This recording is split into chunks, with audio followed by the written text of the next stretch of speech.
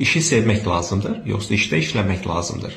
Gəlin sizə bir əhvalat danışım. Deməli 2019-cu ildə dünya şöhrətli menecment qurusu İçhaq Əzizov Bakıya gəlir seminarla. Həmin seminarın qiyməti 1500 manat idi və mən də onun bütün kitablarını oxuduğuma görə o qədər də fayda tapmadım o seminara qoşulmaq üçün.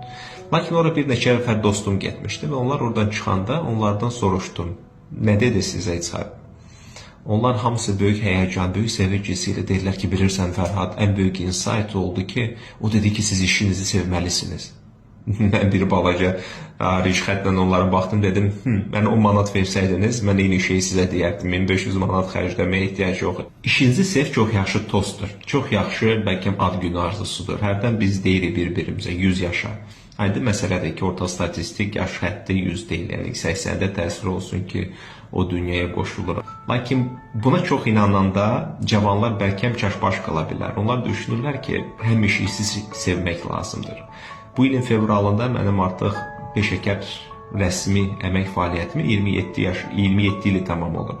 Və bu 27 ildə bir şey öyrənmişəm ki, hətta ən bomba işdə belə işin 20%-i çox da xoşunuza gəlməyəcək. Bəlkə də zəhləminizi tökəcəkdir və sizi uğurlu və ya uğursuz edən məhz o 20%-i hansı disiplinlə etməyinizdən asılı olacaqdır.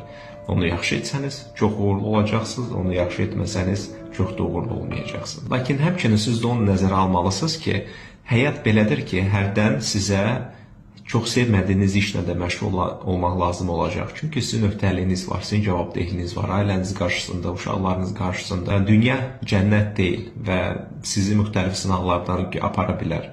Və məhz bu zaman qırılmamalısınız və tərs prinsipə baxmalısınız. Əgər ən yaxşı işdə 20% pis iş varsa, ən pis işdə heç olmasa 20% nəsə yaxşı var. Ən azından aldığınız maaşla siz yaxınlarınızı, özünüzü xoşbəxt edə bilərsiniz.